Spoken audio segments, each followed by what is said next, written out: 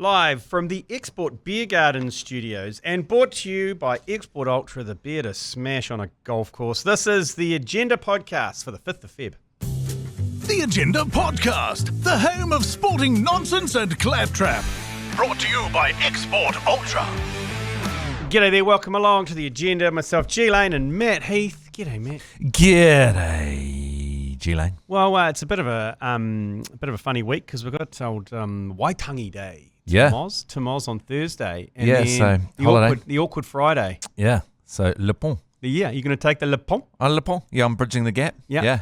You're crazy not to. You got to get in really early as well. You got to get into your calendar and you got to spot these Le Pont. Yeah. I mean, I don't know why they can't, just move all the holidays together and make them more sensible. I know. So to explain what Le Pont is, in France, and they love a holiday in France, and they love not working in France, and they have a tradition called Le Pont, which is the bridge, which means that any public holiday that falls like on a Tuesday or a Thursday, it's just a rule. Yeah. You don't put leave in. You just don't come to work on the Friday. Le Pont. Yeah, Le Pont. So I think there's going to be a lot of unofficial Le Pont. Do you know what's amazing about France though? Because they're Le Ponting everywhere, and They take long breaks, they whatever, all that kind of lax attitude. They've still got way higher productivity than us. We have the worst productivity in the world, basically. That's because we sit at our desk and sit on social media from 9 to 5. Yeah, we pretend to do stuff, don't we? Yeah. Here? Like people are here, but they're not doing anything. I always hear that person that says, I work 70 hours a week. It's like, do you? I love the answer is busy. Yeah, so busy. Yeah, busy. Yeah. Busy. Busy. Oh, yeah, what are you doing? good? You good? Oh, so busy. You mean, by busy, you mean hungover? Yeah, so That's busy. what you mean. I'd love people to be great just to have some truth serum. Oh, how's the start of year been? Fuck, I've been on the piss every day. I'm so hungover. I've done nothing. I've been honest and said, listen, people said, oh, how are you going? I was like, I am barely out of neutral. I am barely out of neutral. And as Mania described, he reckons he's in third gear, but he hasn't got the speed. So he's juddering along. The clutch is failing. Yeah, so he's presenting third gear. Yeah. Because he needs to be getting some speed up, but there's no power behind it. There's no power at all. Whereas I don't think I was talking about this on my show yesterday on News Talk ZB. Oh yeah, what's riling the ZBers up? Well, I was riling ZBers up because I just get sick of everyone saying they're sick all the time. So I was saying we need to raise the threshold of what's sick for a kid. Yeah. Because that's the problem. So there was all these parents ringing up saying, oh, it's very hard for me to use all my sick days looking after the kids. It's like schools and daycares need to start taking sick kids on board. That's how the system works. Yeah. You can't have this sniffle, you don't go in. They should accept kids in all horrific states. Oh. You just go to frickin' school. Otherwise, parents are just living in this hellhole where any kid can claim they're even slightly sick. Yeah. And then, I've got to take my work off. And then you get sick, and then you've used your sick day on some half-sick kid. Kids we need to raise it. When I was a kid, my dad used to say to me, I'd say I'm sick. He'd go, no, you're not. You're going to school. Yeah. That was the discussion. Oh, no, you're not. I could be bleeding from the eyeballs. I reckon it was too much of a pain in the ass for me to stay home. I agree. It is a pain in the ass. And so we've got this routine we go through where if the kids are sick, there's a little 5-10 minute routine you got to do before sending them through the front gate of the school. So, you've got to clear the nose, blow the nose, get them showing no symptoms. No symptoms, and get them to sniff on a big thing of menthol so it clears the nose and everything. And then and they've got a cone of silence. You can't mention anything to your teachers because teachers will send you the sick bay and send you home. People still think we're in COVID. Yeah, don't talk for an hour in class. Just go. Just work through it. And then you send them to school, then turn your phone off. Yeah, absolutely. Once they're at school, the school's freaking problem. Totally. We pay so much tax in this country. I've got a job to do. I've got a job to do. I've got to go and earn the money to pay for the school that they're at. Yeah. So you take them. It's your responsibility now. Yeah. So higher the threshold, soldier on, and can you give kids? Because I think half the productivity is we've decided that if you're even slightly sick, you don't go to work. Yeah, COVID's over. COVID's over. Yeah, no one cares. I mean, it might not have even been here. We don't know for sure. Yeah, no one cares. No one cares. And people are still using it as an excuse to take a week off. I got COVID. God. I was like, what about that pathetic flare-up about a year ago? Or was it a year and a half ago? And then just the entirety of this building didn't come to work. just this. It's like, fuck off. Hey, do you know what, Matt Heath? I tuned into your show the other day and I was disgusted. Okay? I am going to lay it out here. I'm disgusted and I'm disappointed in you. I'm disappointed in your listeners because I tuned in and I wanted to hear about the state of tattooing in New Zealand. It was a good topic where someone from a tattoo parlour claimed that New Zealand were the most tattooed nation on earth. Great topic. People would call up and talk about. And I knew the angle you were going for. You were asking them, have you got any tattoos you regret? Because it's always good because someone will have, for example, Flinny's got YOLO across his buck and back, which is horrific. Yeah. And it turned into one of the filthiest half hours I've ever heard on radio. And I've heard a lot of filth. Yeah. Well, it turns out most tattooing in New Zealand is done inside the anus. Yeah. Around colonoscopies. They're not glamour tattoos. So this guy rings up and he's like, I've got a tattoo, but it's quite concealed. And I go, oh, that's interesting. You know, it's quite concealed, is it? He goes, no one's ever going to see it. And I said, what about your wife? He goes, my wife doesn't even see this one very much. And he goes, very much. It's marking a polyp they cut off in my colonoscopy. So it's about 2 meters up my ass. I'm like, okay, well, you've buried the lead on that one. The best thing about Literally. it. And he opened up the floodgates. Oh, yeah. And then because you don't really control where the conversation's going to go. And then everyone's like, if it's that kind of talk back, then I met this British guy who had this on his whatever. Oh, the guy I knew it was trouble. The guy who rang up and he was going, I used to play rugby and we used to be in the showers. Yeah. And there was a guy, he had a vegetable tattooed on his downstairs. And I was like, uh-oh. And I knew you were like, oh, you go, yeah. And then he goes, and I asked him why you got that. And he's like, oh, it's for the girls who don't eat meat on Fridays. And you were like, oh, fuck. Yeah. Well, I don't mind it. But it's just get to the punchline that we all know is coming quicker. I know. Like that. And he cracked himself up. Yeah. And he just kicked into the curb. And then someone rang up and the female listeners started climbing in with titty tattoos. I know. And I was like, this is disgusting. And I flicked off. Yeah, no, I changed. I went to RNZ. Yeah. Oh, no, fair enough. And then I wanted to kill myself. And then I came back. Yeah. No, it is interesting. And I have had a few complaints of taking it downstairs. I got a text yesterday. But you were trying to get it off. You were going no, that was Thomas trying to get it off. But, sneakily actually, engineering in the background. You know what you're doing. Yeah. But I got a text yesterday and someone said, I love your show. You always take it so sexual. And I was like, I've been complaining about Jeremy Wells for years on Radio Hauraki. I've always said he takes it sexual. I was like, when Jerry's tired, he takes it sexual. It's just lazy. And now it's like, maybe it was me that was taking it sexual all the time. Maybe I was taking it downstairs. I don't know. No, I've tuned into Hauraki and he's still dangerously sexual. Right.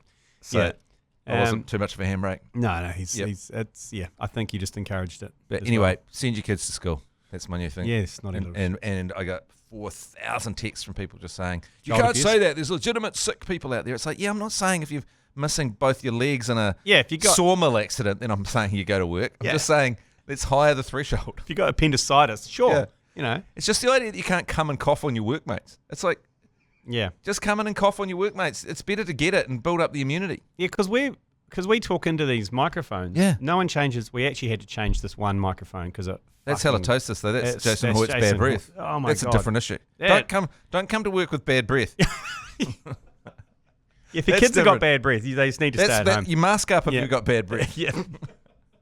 But we talk into these basically germ traps. Yeah, we do every day. Yeah. And look, we're alive. Yes, we're surviving. Yeah, we're getting stronger every day. Yeah. Well, I'm getting weaker every day actually. Deteriorating rapidly. Is there much chat in ZB around Super Bowl? There is from me. Yeah. Have you tested the waters? Well, there was a lot of chat about NFL up until the Rams being eliminated, and then I sort of moved on. And the Rams have just traded Cooper Kupp. What? They've traded Cooper Kupp. And Cooper Kupp just did a post last night going, I'm gutted. I wanted to stay. I thought I was going to finish my career here. It's kind of the NBA situation. People have gone trade crazy. Yeah. Can you imagine that? It's like being a highly paid slave. Well, they are. But they're a commodity. So, I mean, if you're a highly paid slave, you're not a slave by definition. But the idea that you can just be told, like, you've got your family there, you've got your kids in school if you're Cooper Kupp, you've been a servant of the game, you're the receiver that Matthew Stafford goes to the most. I don't know, maybe Matthew Stafford's, and then they're just like, hey mate, you're out. No discussion with you. That's the and then he goes, I'm disappointed. I wanted to stay here. That's the brutal reality of American sport, though. Yeah. The owners are businessmen. They're commodities. They trade them like commodities. Whereas in New Zealand and Australia, there's still this kind of compassion. It's like Adam Fanua-Blake breaks his contract, goes, it's just family reasons. Yeah. And everyone goes, oh, cool. No worries, you can break your contract. Whereas in America, they'll if be like, there was an Invercargill league team, they're like, you're going to Invercargill tomorrow, mate. Yeah, I don't give a fuck about your family. I've signed a deal with you. It's all been signed off. Yeah, and by the way, take your fucking dog with you. So there's a bit of talk about it, and I tried to get Monday off. I tried to Le Pont right through out the other side of Super Bowl to watch it on Monday. It's not Le Pont. That's Le Lazy. But apparently it's the first day of survey or something, I don't know. So I have to come in. But we're putting an event on here at work, so come down. Well, the boss is putting on an event in my studio for Super Bowl, so he said he's going to bring in hot dogs. I'm going to be able to have the Super Bowl on right through. That's going to be a shocking show, because I've been witness to you watching sport while trying to do a radio show, and on Radio Hauraki, and it's like, I think it was the football was one, watching the Football World Cup. Because every time there was a shot on goal, you'd be like, right, penis or genius. Oh! No, nothing. And the thing is, when I was doing that, I had a TV over Jerry's shoulder. Yeah. So it's like one of those fuckwits that you meet when you're out and they're always looking over the shoulder for someone better. Yes. So Jerry's got his conversation. I'm always looking over his shoulder at something more entertaining, which is whatever sport's on. And then when the cricket was on, you're like, got him! Jerry's like, what? People listening go, what? Sorry, I'm watching TV. And you're going to be shocking. You're going to be shocked. I mean, not as bad as if it was the Rams, because you'd be even worse. Yeah. At least you've got no real skin in the game. No. Do you remember when we tried to commentate the Super Bowl? Holy shit, that was bad. It was when the Rams were in there, so I was pretty excited at that point. We didn't say we were commentating. We said we were watching along. We were just kind of feeling our way through it. Raya sides. Yes, Raya sides. Yes, that was right. So I'm excited about the Super Bowl. I mean, we just want the Chiefs to lose.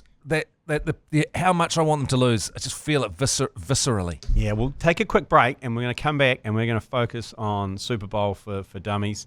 So we'll be back in just a moment. Last chance also on speaking of Super Bowl, thanks to Hallensteins, you and four mates could be getting food and drink at Full-Time Bar. Text SUPER to 3236 to win that. Gets drawn tomorrow. So get onto that. So Super Bowl Monday, Chiefs versus Eagles, Philadelphia versus the Kansas City Chiefs. Taylor Swift will be there. You can bet on how many times she appears in the coverage. She's a whole side piece. Kansas City Chiefs, Taylor Swift, and the officiators against the Eagles. Basically, that's what's going to happen. Anyone goes within 50 metres of Patrick Mahomes, it's going to be called roughing the passer. Yeah. You'll have to be over the line by about 2 yards before it'll be called first down. That's the Eagles' experience in the past. So, being I'm only interested in NFL from about now onwards. Yeah. Once it comes to the Super Bowl, and I can take a Monday afternoon off and get a head of steam up and really start the week on a back foot. Yeah. How do you, for just a novice, how do you prepare for a Super Bowl on a Monday? Do you take the day off or half a day? I think you take the day off. Yeah. Yeah, you take the day off because, I mean, it's right. It's actually, I'm not exactly sure of the time zone. I think it's exactly starting at 12. 12:30, I think. Yeah, something like that. So yeah, it's the day off because you have to get your snack. I believe in New Zealand it's best to go out to a bar to watch it if you can, if you've like Full-Time or Shapiro's or something. Because... And you've got an event on, have you? Yeah, we're just doing it in the iHeart Lounge just for the staff here. Just for the staff, a few clients. I'll come down in the news breaks. Yeah, but because I think you need to be around people in New Zealand, because especially if you don't really care. It's also and you need to have someone that you can punish and ask. I mean, I know the rules obviously from playing John Madden on PlayStation as a kid. That's how I got into NFL. But a lot of people just really don't understand the concept of them moving the chains. Yeah, it's a really hard thing for Kiwis to understand. I don't know what you said there either. And I don't even know when they're throwing cloths on the field and shit. Oh yeah, the flags. Yeah. I don't know. So it's funny. It's because they've got so many officiators. You can't all be blowing a whistle. Yeah. So you throw a flag up. So they have all these officiators. They're looking around. They see something happen and they hiff a flag dramatically in the air. So it takes about 2 days to land on the ground. Yeah, right. And then they work out who's infringed. I'm into it. I can understand the basics. It's pretty easy to understand the basics of it. You're just trying to get 10 yards. Yeah. And you've got 4 downs to do it. Yeah. And then I watched a great doco, and I love the calls they do and how secretive everything is. They've got the clipboard in front of their face. Yeah. They got all the plays and everywhere. Did you watch that doco on Netflix? I watched The Untold with a guy who read all the calls. Yeah. Oh yeah. Fucking hell, that's a great. I mean, I don't. Well, the thing in this, which is a bit better, I guess, in this circumstance, but a lot of home games now, the guy that's doing the calls, you got the coach, you got the offensive coach, you got the defensive, they're doing all the calls, but the opposition fans will just make so much noise that you can't hear it. So you'll always see the quarterback tapping his ear, which just means we can't hear, so we're going audible. So then the quarterback just makes up the play. Yeah, right. So you don't get that so much because the Super Bowl's decided 5 years in advance where it's going to be. Are they all got earpieces? No, just the quarterback. So the quarterback gets the call and then has to communicate to the team. So that's where he goes. Then stamps the spot.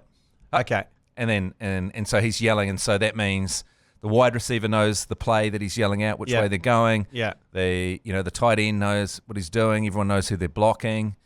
Right. So it's that's a play. So that's the playbook. So they pick the play, and so you have to learn your plays. So it's just like line out throwing. Yeah, in rugby. yeah. So if you're the wide receiver, you run what route you're going to run. Yes. And you might not get there because you might get blocked, or the defense might have that covered.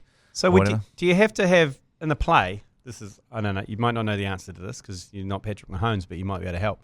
So you have a play where the wide receiver goes, but the wide receiver's been blocked. They must have a backup. Yeah, they have backups. Yeah. So and there's also people trying to get space as well. Yeah. If they realise that it's not working, then and they so might you've got run to keep your eyes out, and you're like, hit me. Yeah, but there's lots of like dummy plays. So you'll be running, say Puka Nakua will run just in some crazy direction because he's then going to cut back in. Yeah.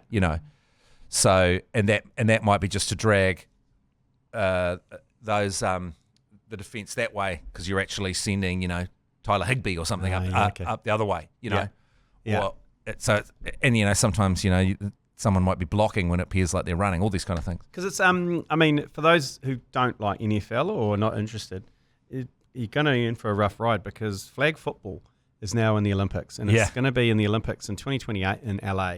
So because it's in the Olympic sport, every nation will start playing flag football, and New Zealand are quite handy at flag football. We've been to a couple of World Cups and done all right. Well, it's not too different from Ripper Rugby. Yeah, and it's touch. It's touch. Yeah, it's touch, Ripper, all the core. Yeah, so it's the things that we like so many Kiwis love. Yeah. They're just running around, Our core skills are there. The steps, stepping, all that kind of stuff. Because I don't know if you've seen the National Touch Tournament. It's freakish. Yeah. People playing touch like this so quick. Yeah. And it's going to be good for us. Yeah, and it's going to take off. And flag football, non-contact, it is, and it's going to be in the Olympics. We'll compete and we'll do well. And I think the sport will. As a result, and I'm going to ask you this: you've obviously seen the news. Yeah. Your beloved Rams are coming down under. Yeah, I think they're playing at a terrible stadium for NFL. A round one. Yeah, I mean because the field is much more narrow than even a rugby field or a league field, right? Yeah. And even watching cricket at the MCG, it's a long way away, and it's a purpose-built cricket ground. It's a long way away. What's happening? So the action is going to be a long way away. Whereas actual purpose-built stadiums are, in America, they're steep, they're steep and they're really close to the side. Yeah. Hence, people just slamming into all the officials all the time. Yeah. So I think it'll still be great, but in terms of the NFL experience, it's not quite that cauldron that you might get at, say, SoFi or something. Yeah, that's true. I didn't think about that. I kind of thought about it, but then I thought, maybe they'll put seats on the field, but that doesn't really make sense either. But obviously, it's just the biggest stadium in Australia. Yeah. So it'll sell out for sure. It'll be huge.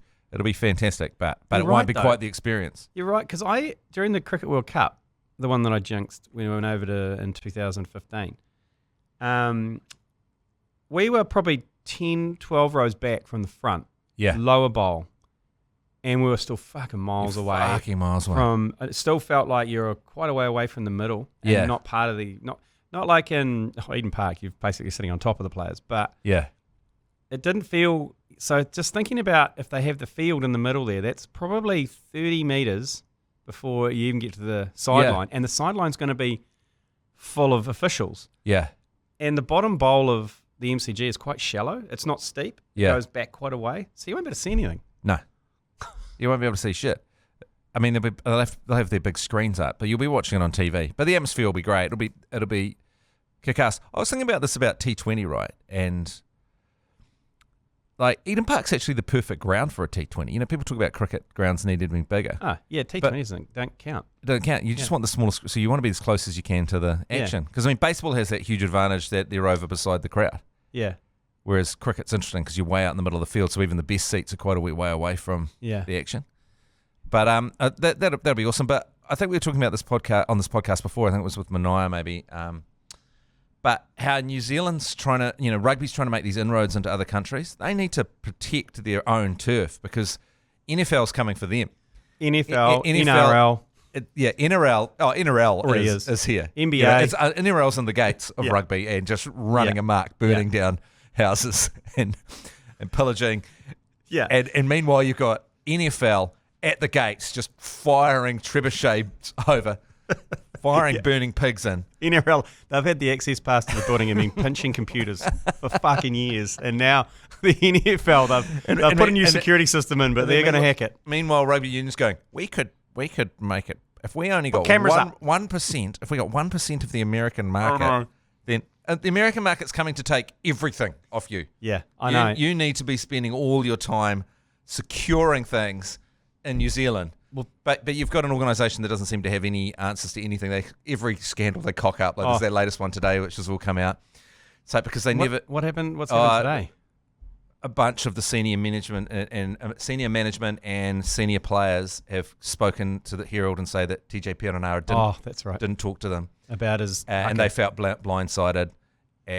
But at the time, the NZR go, "Oh no, everyone was on board," which isn't true. Yeah, right. Because they don't actually have core principles, so they always end up. It's like having a press conference when you're going to dump a coach and then cancelling it. Oh yeah. It's they've got all these kind of problems. They don't really know what they stand for. And so the thing is, you need to get all your ducks in a row here to fight the barbarians at the gate. And by barbarians, and they're growing. The NFL. Yeah, and I agree with you because I think the same would apply for cricket. Yeah, because cricket, obviously, the focus is making money in India or England. Australia, they control the game, and it's about getting as much money out of India as possible. Meanwhile, back in New Zealand, fans are like, I don't really want to go to a game because first of all, I'm treated like a threat as soon as I walk in the gates. Yep. I'm not allowed to get more than one beer after the break of innings. I get treated badly. It's expensive. It's no coincidence that the Blacklash is so popular with fans. Yeah, because you actually the focus is on the fans. It's targeted at cricket fans, and the core cricket fan is the likes of me and you. It's middle-aged men, younger men who was men in their 20s. Yeah, but now they've made it quite clear that they're not the right type of fans. No, they want families. Yep, that's never going to work because that's never going to work. They want New Zealanders. They would never put up a poster advertising News of Cricket where they had a group of 10 mates going on a stag do to the cricket. No. They would never... They see that as the wrong type. But that's the core. Well, those are the only people that fucking give a shit about cricket. And then they get older and then they take their kids along because they really want their kids... Because it was really important to me that my kids had ODI experiences because they were some of the best experiences of my life. Just getting steam, being a dickhead all day at ODIs. It was laughing great. But I just haven't been able to get my kids to get interested. So the whole other generation hasn't come through. Exactly. So they have to work out... Because the thing is, baseball's never going to threaten... No. For some reason, baseball will never threaten cricket in New Zealand. You kind of get the baseball. If you're into cricket, you kind of get that buzz. Yeah. I can't see baseball ever becoming big here. It's not in our DNA. But just people not giving a fuck is the biggest problem for cricket. Yeah, I agree. People just not... I mean, now you got, like in the summer, you've got Auckland FC just selling out and look, Mount Smart. And that's fan-driven as well. Look, I mean, they've got the port at one end. You've got, a few thousand absolute lizards who just get in behind it. They create the atmosphere, and as part of that, people want to go along. Yeah. Then families come along. Then kids want to come along because they want to. The way they run it before a game over there with all that stuff for the family, so you can take the kids out early and there's a beach, there's a slide. Yeah. And then you just pound beers. Yeah, I mean, I went out with some friends and they were like, hey, do you want to come to, a mate had a box, and he goes, do you want to come out? I said, yep. And we were out so early because the kids could have such a great time. So for the kids, they wanted to be out there for the pregame. Yeah, and the atmosphere, and it's great. But I mean, that shows that But they try to do that stuff in cricket. It never seems to really work. They have all those activations and stuff set up. And yeah, but it's just, there's something missing. It's kind of cricket related often. Yeah, it's like come and have a bowl some and throwdowns, or rather than something, because the thing to get kids along, it's completely uncricket related because you like the cricket and the kids like the slide. Yeah, but you want to bring the adults are the key because you need an entertainment for them. It's like, okay, I'll go there because the kids won't get bored. They'll love it. It's the problem with cricket is the kids like after 2 overs, I'm bored. Yeah, but when I was a kid, I used to just roam around Carisbrook causing problems. Yeah, same actually. Yeah, but also causing problems and laughing at people throwing snappers in the air during the Mexican wave and vegetable soup and just drunken idiots. Like it was always quite funny, but now it's seen as we used to go and watch the fights. Yeah. Like so, as kids, we go, "Hey, there's a fight," and we'd run over to watch a couple of drunk guys with their shirts off, dangerously sunburnt, throwing punches, and it's like, and that would be a disaster. Almost some kids saw a fight. For the kids, I was like, "Fuck yeah, this is great." We've solved it. Yeah, more fights. more fights at the ground. Hey, we're going to take a quick break. We'll be back with Yours Please. Yours Please. Brought to you by Leader, home of the lasagna topper. Speaking of Leader, we've got $5,000 cash to give away your summer topper top-up. All you have to do is scan the QR code on the tray of toppers at the supermarket. You'll see them.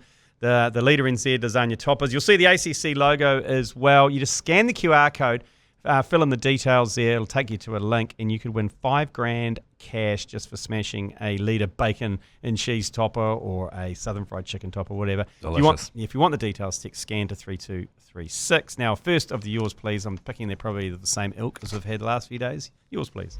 Oh, Jesus, fuck you too, Manoia. Well, don't worry, McConey. I love you. I follow you. I'm sure a lot of other listeners too, but these two fuckers. No, I wouldn't trust them. So the story behind that is, on Sunday night, I was sitting there and I got a text from my my nephew, my 16-year-old nephew. He said, "Hey, I followed you on Instagram. You didn't follow me back." I'm like, and I went, "Oh, is that a thing? You're supposed to do that?" So I went on and I saw the recommendations of who to follow. So I followed my nephew, and then I saw a bunch of people that I should probably be following, including workmates. Yeah. And one of them was James McConey. And so I just went down and followed about 30 people. And then he brought it up in the podcast yesterday. Why would you follow James McConey? Yeah, well, this is the thing. I felt like nothing there.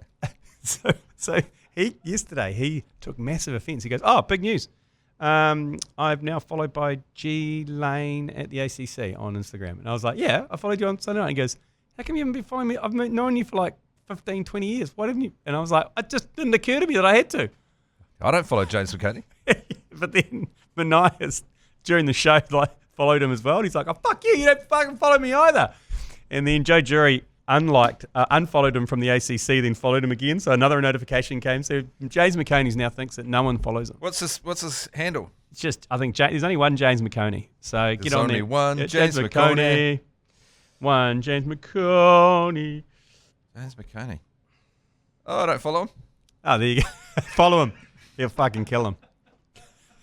Oh, he follows me. Yeah, he followed me as well. I'll follow him. Okay, follow him. What does he do? There's a lot of sports content on here. A lot of promotional content. So I didn't know the rules, okay, around if someone follows you, you follow them back, apparently. But he's got 6,000 followers. Yeah. How many have I got? You got about 20, haven't you? 25,000, something like that. There you go. Do you follow 25,000 people?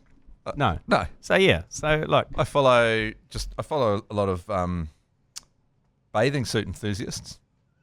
Yeah, I got pulled up in the fact that I followed Zoe Hobbs, and I have for a couple of years, and I was like, well, yeah, she's an athlete competing in the Olympics. I'm interested. Next, yours, please. Michael Lane. Someone called Mike knows how to follow someone on Instagram. If you don't know how to follow someone on Instagram, I think you're a Michael. I'd actually go as far as to say you're Koro Michael. Hey.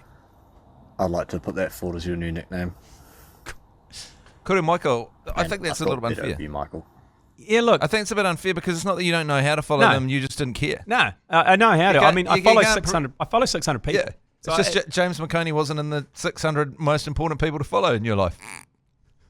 Yeah. That's all. Do you follow your wife? Yeah, of course. I follow your wife. You get away. You get away. I know about you and your penchant for other people's partners. So It's just, I just prefer people. I just prefer my friends' wives and partners. No, it's just like, you don't judge me. We've had this chat before. You've said, look, if anything happens to you, I'm happy to, Yep. look out. And I'm like, no, I'm good. I'm good. I'm good. Well, just, I'm good. I don't need to know. I don't need to know. Okay, I'm just saying. if I die, I don't want to know as my last breath. You Fuck. don't have to know as long as Anna knows. Yeah. Okay, As but long as I don't need to know. But now I know. Yeah, I know Okay. you know. But it was just important to me that Anna knew that if anything happens to you. You're there. Thanks, mate. Thanks. Okay, we'll knock this one on the head. We will have the ACC Sportsbook tomorrow. And then the agenda, don't panic. We're going to take Le Pont. And we'll be back Monday. Le Pont. You've been listening to the ACC's Agenda podcast, brought to you by Export Ultra. For more episodes, like and follow on iHeartradio or wherever you get your podcasts.